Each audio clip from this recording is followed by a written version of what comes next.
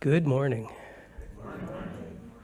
Good to see everybody. Hi to everyone in the Zendo, and hi to everyone online. It is good to be here. My name is Ted O'Toole, and the title of my Dharma talk this morning is The Dual Nature of Refuge. For those of you who have never sat in this seat, the thing that might surprise you when you're sitting here is what you feel coming from people. It's very quiet, it's very subtle, but what you feel on a Sunday morning at MZMC is great kindness and great focus. And a lot of people may think the kindness and the focus is coming from up here, coming out this way. But it's coming this way, it's coming to me, and I'm just reflecting it back. It's coming from all of you. So 2 weeks ago, I went down to Nebraska Zen Center in Omaha to celebrate their 50th anniversary. And I'd like to tell you a little bit about that trip. The Nebraska Zen Center was started by Katagiri Roshi, who also started this center. He arrived here in 1972, I believe, and just 3 years later, he got things going down in Omaha with the help of a monk named Brian Victoria. And Katagiri traveled down there regularly every month for years, I'm told. And when they were first moving into their first location down there, he took 2 carloads of students from MZMC to help them fix up an old house, which is pretty cool. And eventually, Nonan Koweni took over.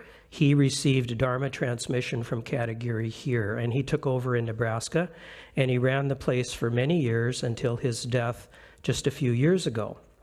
And since his death, they've had a series of interim teachers coming for 6 months at a time. And currently, that is Evan Britzius, whom many of you know because he's a priest in training here.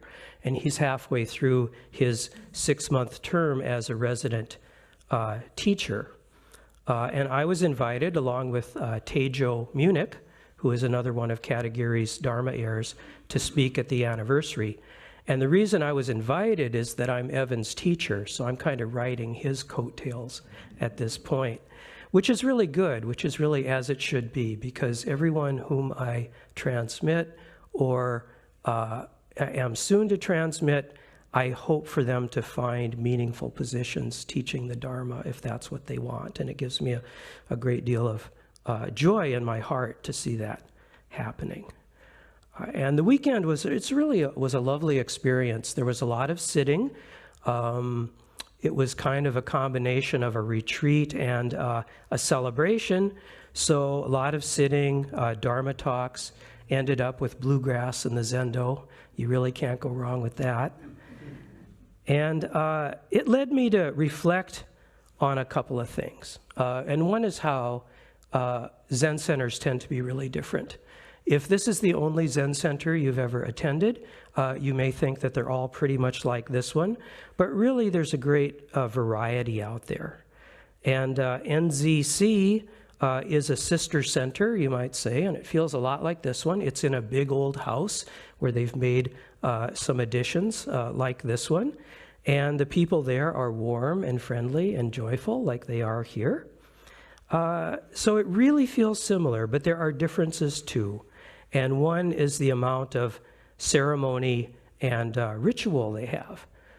So the first morning we had kind of a regular service like we have here. And the second morning we did a couple of chants. And then we got to the point where we chanted all Buddhas throughout space and time. And here when we do that, except here it's all Buddhas, 10 directions, 3 times, that's usually the signal that the service is almost over and it's time to pick up your zagu, which is your bowing cloth, and move on to something else. So when we did that, I picked up my zagu, and I noticed no one else had done that, so I put my zagu back down. And we did a couple of more chants, and so I leaned down and we do all Buddhas throughout space and time.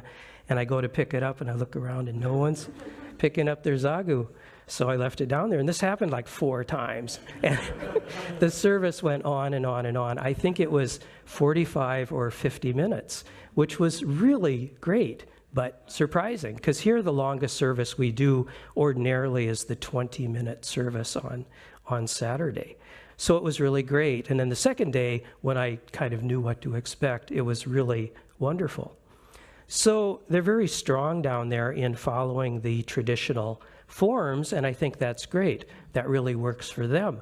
Nonan loved the forms, and he spent years kind of getting people used to the forms, and it's kind of deep in their culture, and that's great. Here we do a little bit more of a middle way. We have the traditional practice. It's available. You can do it if you want, but if it doesn't appeal to you, there are other events you can go to which are not so heavy on forms, like Sunday mornings. Sunday mornings are pretty informal for us. So it's good to know you can go to other places and do things differently. If you'd ever like to go on a retreat with lots of ritual, Omaha's not that far away. You could go down there, and people from there could come up here. And I'm hoping we can kind of resume this close relationship with them that we had in the beginning. So the other thing I reflected on in connection with the anniversary was milestones and change. And in my talk down there, I noted that we had our own 50-year anniversary here just 3 years ago. And so this is pretty familiar to me. And milestones are great. I mean, it's great to pause and think about 50 years, or for us, 53 years of teaching the Dharma. And imagine the number of people who have come here during that time and been really deeply affected by the Dharma. It's really incredible. It's incredible to think about. And so it's important to think about these things, but milestones are kind of a funny thing in the Zen tradition. They're important and they should be celebrated, and in fact, we're very big on anniversaries of all kinds, but still, we don't want them to detract from the immediacy of the moment. And because accomplishments are great, but also there's just this right now. And that's what we come back to again and again. And I've noticed that around here, Zen people don't tend to revel too much in accomplishments. We might have a big ceremony. We may have been working on it for months, and it happens, and it's beautiful. And the next day, we might debrief a little bit so we can think about, well, what could we do differently next time? But we don't spend a lot of time saying, wasn't that great? Let's talk about how great that was. It's time for the service. It's time for the morning service. It's time to be here and do these things now. And this reminds me of a story that Rosemary likes to tell, and I hope I get this right. She was sewing with Tomoe Katagiri once, and she asked Tomoe, is there anything special you do when you get to the last stitch of your robe or your rakusu? Is there a little ceremony or something? Do you do anything? And Tomoe said, last stitch, same as the first. So you just keep doing it. Even in the midst of a milestone, a big event, it's just this. A milestone is a great attainment, and yet there is nothing to attain. And we are all non-attained Buddha, remember? And we take it as it comes. So our task, whether it's a milestone day or a typical day, is to carry on the authentic Dharma. Carrying on the authentic Dharma while not falling into fixed views of what the Dharma is. And that means there is always change, because there is a revolutionary thread that runs through Zen. Many people through history have revolutionized Zen. Wei Nung did that, Dogen did that. And always the question is, what is the authentic Dharma? The Heart Sutra simultaneously asserts all of our doctrines and simultaneously refutes them. And this is a giddy and a joyful thing. We get these ideas about what to do, and then we're like, but forget that. That is an idea. Let's not get that fixed. The minute we get that fixed, we're back in our rigid ways. So It naturally arises from our practice that we practice compassion, we accept what we can't change, we change what we can, and we do that through preserving the authentic Dharma. So there's such a balancing act in maintaining this tradition. Zen reinvents itself each time it moves to a new country. And there is a revolutionary thread that runs through Zen, constantly changing, and through Buddhism as a whole. And there is also this thread of stability and continuity that goes back not just 50 years, but 2,500 years. And that balancing act has to do with the dual nature of refuge. And I'm going to read a quote from Pema Chodron, the well-known Tibetan teacher, about refuge. And you may have heard this before because I have read this so many times. It's one of my favorite quotes. She says, in The Wisdom of No Escape, chapter 13, "Taking refuge is not seeking consolation, but expressing aspiration to leave the nest, going forth alone with no hand to hold. It's no refuge at all in a conventional sense. It's an acknowledgement that we are the Buddha, one who continually leaps, one who continually opens, one who continually goes forward. That's what it means to be human. That's what it means to be a warrior." So that is the ultimate refuge, the refuge of no refuge, I call it. That's probably not an original phrase, but I can't remember where I heard it. The refuge of no refuge is knowing that ultimately there is nothing to hang on to. And surprisingly, that is a very freeing thing, not so much a scary thing. It frees us to exist in relationship with all things instead of relentlessly trying to assert our specialness and our separateness from all things. And yet refuge exists in a very conventional sense too, because we're human and we have our deluded existence and our fragile bodies, and we must care for them in order to wake up. And so we need consolation, we need security, and we find that in Sangha. We find that in our rituals, in our forms, in our routines, and above all, with the people we connect with. And this is very important, and it's the job of the Sangha and the Sangha leaders to make sure that that supportive environment exists. So we have to accept change. Change is inevitable, and we should know this better than anyone. But at the same time, we can hope that change, when it occurs, can be done in a careful way that cares for all of us and preserves our loving Sangha. So all of this has been a preliminary to talking about a change that's going to happen at MZMC, and I think this is going to be good for the Sangha. It is a change, but it's a change that we can manage carefully to preserve our sense of refuge. And so this is about me. I am currently 71 years old, so you may guess where this is going. For many years, I worked 60 hours a week. I worked 40 at my day job and 20 here. Then about 8 years ago, I started working full-time here. And now I'm past retirement age, and I'm feeling the need for a bit more retirement. And I would like to go about half-time. And that's what I'm planning to do here at MZMC. So at the end of this year, I'm going to step down from my position as guiding teacher. And that's 5 months away. I'll stay at MZMC, but I'll be in a different kind of role. And I know it'll be okay. I know it'll be okay for all of us. So this morning, I'm going to talk about what it's going to look for like me after the end of the year. I'm going to talk about why I'm taking this step, because I want you to know. And then I'm going to talk a little bit about what might happen with the Sangha. So my plan is that I'm going to stay at MZMC as a senior teacher, the same way that Tim did when he stepped down. And I'm going to continue to meet with all of my students, and I'm going to continue to be available for the people I've ordained and continue to train them. I'm planning to ordain 2 more people, Trevitt Hooper and Leslie Erickson, and that should be a signal that I'm going to stay around a long time, because that's a long process to take someone all the way through to Dharma transmission. And I'm going to continue to do some teaching, but I'm not going to take on any new students, and I'm going to drop all of my administrative work.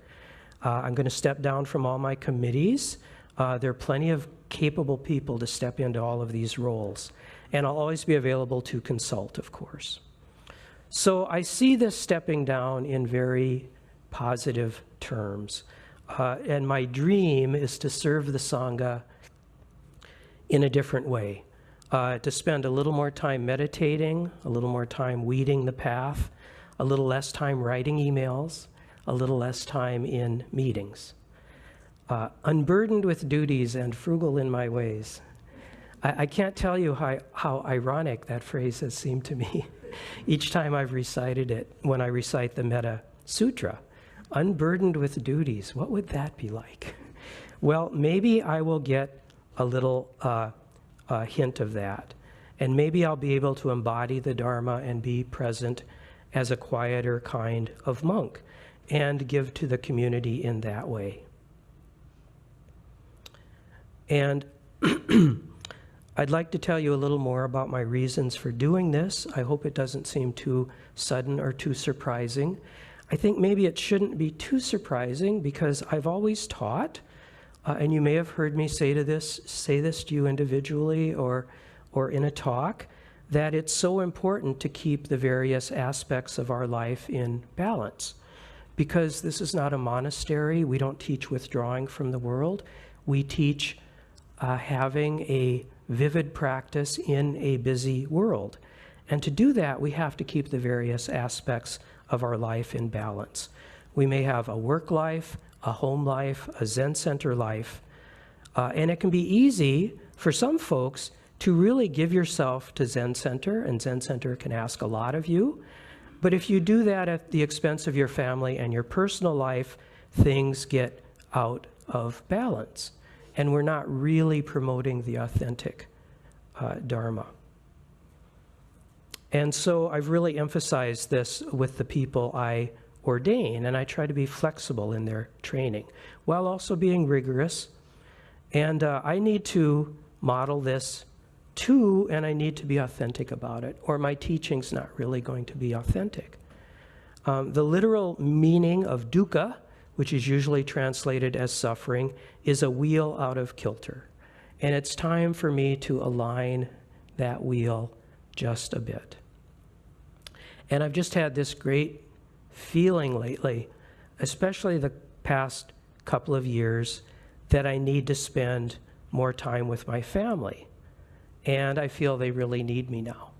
Especially my wife, Kathy. When we met 19 years ago, I was already ordained, and she knew what she was getting into. But for a very long time, she has shared me with the Sangha most kindly. She's been so supportive. And I really do believe that half the credit for what I've been able to do for the Sangha should go to her. And now it's her turn. It's her turn, and it's the grandkids' turn, and our kids and our extended family. And another reason is that I just kind of feel like the time has come. I kind of feel like I've done the things I wanted to do, and this is a good time for something different. And to make room for some new people in leadership. So I was assistant guiding teachers for 6 years. I was co-guiding teacher for 2 years, and then by the end of the year, I will have been the sole guiding teacher for almost 5 years. So that's 13 years in these top leadership positions. And during this last 5 years, when I've been the sole guiding teacher, we've had some major projects that I've led the community through. We had the building expansion, building this beautiful zendo, and doing a lot of other things around here That involved raising a lot of money. It involved literally hundreds of meetings over a period of quite a few years. We had the COVID shutdown, which we had to do suddenly, and then we had to immediately move almost all of our programming online. And then when we moved back in, we had to develop hybrid programming, which was a huge burden for our tech folks, and I'm eternally grateful to them. We moved back into the building. Some of you remember all of that dust and all of those long days. That was an enormous job. We had a much greater focus on diversity in our Sangha, which involved many hours of learning and working things out, and that is ongoing. We had the question of how much the Sangha should be involved in social activism, and that required a lot of working things out, and it's ongoing. And of course, there's, teaching the Dharma and maintaining the authentic Dharma, which is the most important thing we do here. And during this time, we kept growing, and we constantly had to ask whether we can continue doing things in the same way or whether we need to reinvent things, because the world keeps changing and the Sangha keeps growing. And I tell you all these things, I hope not just as a way of sort of tallying up my accomplishments. I can't say I'm totally, free of ego, but I feel pretty secure, and I don't think I need a lot of accolades. I'm telling you this because I really want you to know that I'm okay, that I feel really good about where I'm at, and I feel really good about this next step, and I take this step with joy and with gratitude. And I think that serving here as guiding teacher, along with looking after my family, is the best thing I could possibly have done with my life. And there's been a sense of inevitability about it. Like, that's what all of that crazy stuff led to, was this. This is what I was meant to do. And I also tell you these things because I want you to know that you will be okay. The Sangha will be okay. If we divide time up into segments, which is kind of an artificial thing to do, we can know that in the past few years, we've done incredible things, and we're in a really strong position. We own our building. We have reserves. The building and grounds are in better shape than they ever have been in. We have very lively programming. We have great teachers. We have a devoted Sangha. And this is the result of many, many, many people putting their heart into this place for many, many years. So we've been through some stuff together, and whatever comes in the future, we will get through that too. No matter how strange it gets, we will get through that. And it'll be really good to have some new, fresh energy to take on these big kinds of projects, to look years in the future and think about all the interconnections and make decisions about which way to go. And I'll be happy to take my place as an elder.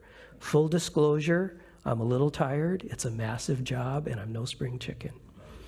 So I know this is going to make more work for some of you, for the board especially, but I also know it's the right thing to keep balance in the universe and at MZMC and in my own life. And so that's my announcement. And I wish I could give everyone some time to just kind of let this sink in. But I do need to talk about something else, because I think the first question that's going to pop into everybody's mind, and maybe it's popped in there already, is what's going to happen next? What about succession? Who's our next guiding teacher going to be? And so I'm going to talk about that so we don't have a period of confusion and speculation. I wanted to wait to make this announcement till we had some things worked out. So first, a little bit about how succession works. Traditionally, going back all the way to the time of the Buddha, the abbot or the abbess or the guiding teacher or whatever the term is, they choose their successor. And there are very good reasons for this, because the current person has the long-term view and the broadest view of the needs of the community, and is able to see sort of what the community needs in terms of administrative, pastoral, and teaching skills. But here in the West, things are modified a little bit because we need to fit into nonprofit structures. So at MZMC, the authority to hire a guiding teacher is vested in our board of directors. And it's a common practice here in the West and at MZMC to kind of meld these two things so that the guiding teacher makes a recommendation and then the board votes on it. And I think one of the most important things that a guiding teacher can do is to ensure that succession goes well. Katagiri long ago did not name a successor, perhaps because he was sick. I think maybe because he didn't think any of the people he had ordained were quite ready yet. But he didn't name a successor, and chaos ensued. But since then, every transition has gone smoothly to Shohaku Okamura, then to Karen Suna, then to Tim Burkett, and then from Tim to me. So I've been thinking about this for a long time. It's important to me to have someone in the Katagiri lineage who knows our Sangha intimately and has the proven skills to do the job. And I think if you have been around here much, it will not surprise you to know that the person I am recommending to become our next guiding teacher is Ben Connolly. And I am recommending him with enthusiasm and unequivocally. He's been my assistant guiding teacher for 2 years now. I've been working with him, training him, kind of with an eye toward this transition. And he's already doing big parts of the job. And I find I can delegate things to him with a minimum of instruction, as in, Ben, can you handle initiation this year? And he says yes. So he's very good at administration. I've spoken to him about this at length. Believe me, we've had a series of conversations. And he wants to do the job. I can't say he's ever been vying for the job. Being guiding teacher is kind of a mixed blessing, and I want you to remember that, and I want you to be very nice to Ben. But he sees this as another way of serving the Sangha. I think he's done virtually every job around here, and this is a logical next step, and he's in this for the long term. He's not here today. I think he's on his annual mindfulness in the mountains excursion right now, but that's okay because I can extol his virtues without him being here to be embarrassed by that. So Ben is very good at administration. He's been interim president of the boards of both the Soto Zen Buddhist Association and the Minnesota Multi-Faith Network. He has a national reputation. He's widely respected. He has published 5 Zen books, and he's taught at Buddhist centers all over the country. He's committed, as I am, to working toward more diverse leadership at MZMC, and he's shown for many years that he loves our community and our practice. I get along great with him. We work things out. We never argue. I think we see the development of the Sangha in the same way, and he wants to carry forward what I've been doing here at MZMC. So that is my recommendation to the board. By the way, you may be wondering, there are no plans for an assistant guiding teacher at this time. That's okay. For years, we didn't have one until Rosemary was named the first guiding teacher around 2010. And for the first 3 years while I was guiding teacher, sole guiding teacher, I didn't have a co-guiding teacher. I mean, an assistant guiding teacher. So that's not unusual. So, whew.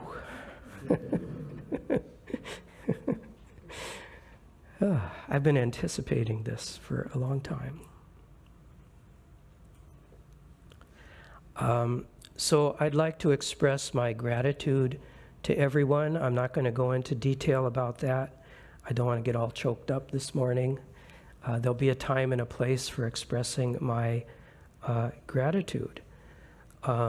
But I would like to thank our previous guiding teachers, especially Tim, who built this place up to an incredible degree and continues to serve our Sangha in many ways.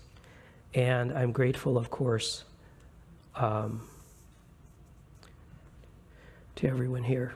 I'm grateful to everyone here. And as for my stepping down, I've been working with the board on it. It's actually a pretty big job to manage this transition. And it gives me the sense of a milestone, but really the stuff that matters is the day-to-day stuff. And so we'll carry on, we'll keep lighting the candle, we'll keep doing the sittings, we'll keep sweeping the walks, the stuff will keep happening because everybody is in their roles, and I'll still be here. And our refuge will be a true refuge in both senses, in the ultimate sense and in the conventional sense. And we will see how those senses are really not different. And it will be fine. It'll be good.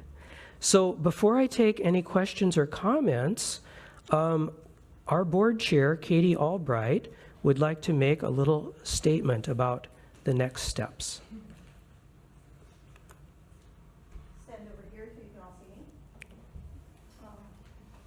We are deeply grateful for the many years of steady, wise, and compassionate leadership that Ted O'Toole has offered to MZMC. We are grateful for his offering to serve the community in a new capacity starting in 2026. The MZMC Board of Directors is responsible for hiring the guiding teacher. We wholeheartedly support Ted's vision for the succession of leadership at MZMC. Having considered his vision and making our own deliberations, we are fully confident that Ben Connolly is an excellent choice as MZMC's next guiding teacher. We have not formally voted to appoint Ben as guiding teacher starting in 2026. We would like to first invite MZMC's members to submit your views on this matter. Prior to taking next steps in the process of securing our next guiding teacher, the board will consider all input that members submit via an anonymous input form. This has been emailed to members. If you sometimes don't get your MZMC emails, we have a number of slips of paper out on the front porch that has the link that you can use to submit your comments.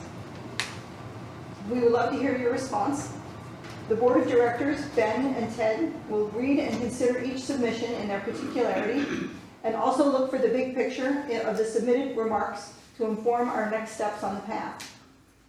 We will keep you informed of our process in August and September and let the membership know what we learned from your responses. This document will remain open for submissions until August 13th. So, thank you. I just wanted to say something quickly. I didn't want to preempt Ted's talk this morning, so I haven't sent you the email yet. You'll get it this afternoon. Thank you, Kim. All right. Well, any questions or any comments this morning? Yes, Mark? Yeah, I was just reflecting. First time I hung out with the sort of Zen practice community started in May of 2000, which was 25 years ago. So that's May. Well, yeah, and since then I've been a part of different sitting groups, different faith communities, and in 2010 I started shopping for a new community to be a part of. And I went throughout the Twin Cities and went to Unitarian Church, Soto Zen practice communities, Buddhist communities, and when I first came here, it felt so special and different, and it felt so tremendously warm and welcoming. And so I'm sitting here and reflecting, like, why did this feel warm and welcoming? I'm realizing that first member of that warm and welcoming feeling didn't occur because of something I heard a teacher here say. It didn't occur because of a program, but it occurred during team treats. It occurred because of being with the Sangha. And I have a lot of trust that this Sangha's culture is a lot bigger than one person. I have a lot of trust in this. I've been on the board here and I've seen how our board operates. I have a lot of trust in the integrity of our board, the integrity of our executive director, that we are so committed to bylaws that keep people safe and healthy, and we maintain a warm and welcoming environment. Yeah, so this transition, feels really natural to me. mm-hmm. And you and I have met together every week, probably for over 10 years now. Mm-hmm. And I know you really well, and I'm really happy that you're sticking around. Completely and utterly selfishly happy that you're sticking around.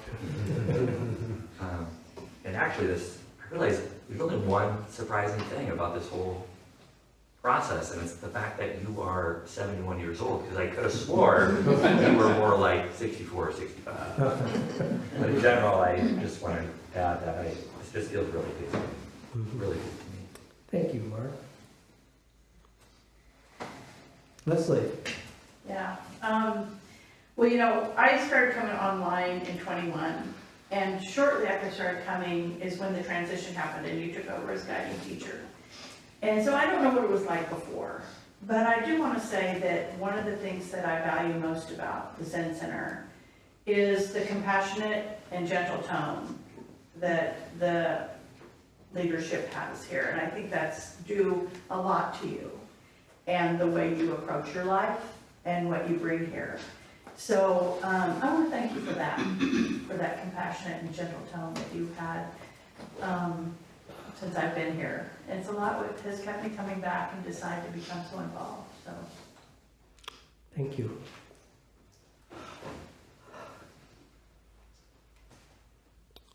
If anyone online would like to speak, I think you can just unmute yourself and speak.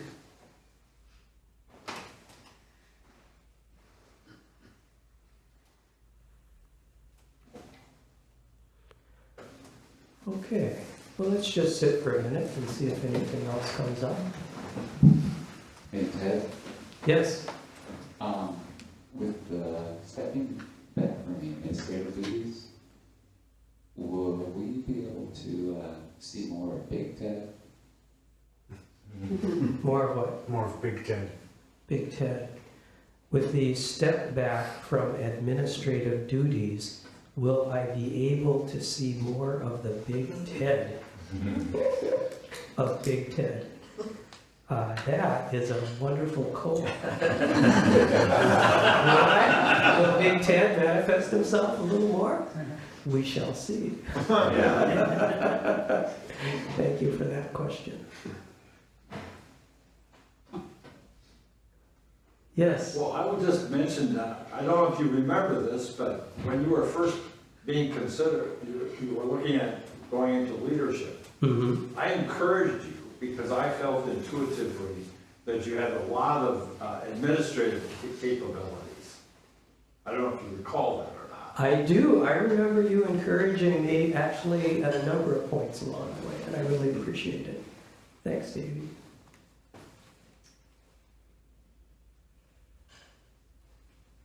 All right. Well, why don't we stop here then and turn this over to our Dawn.